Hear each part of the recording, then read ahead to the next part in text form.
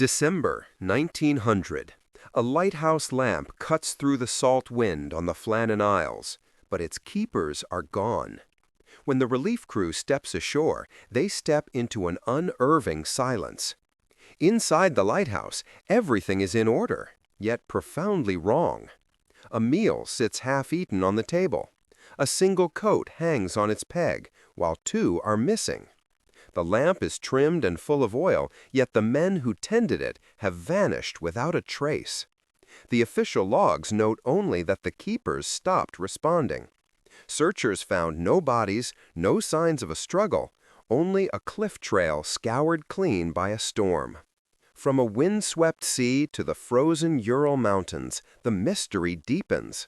At Dyatlov Pass, investigators find a tent, not unzipped, but slashed open from within.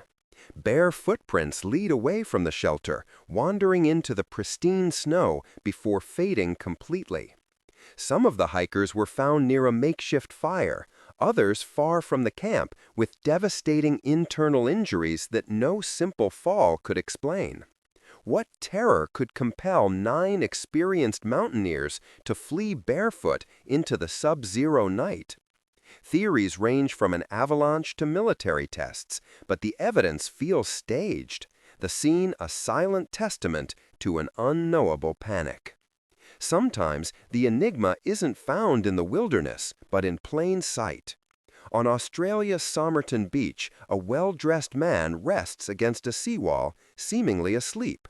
His pockets are empty. Every label has been snipped from his clothing. The only clue is a scrap of paper torn from a rare book bearing 2 words, Tamam Shud. It is ended.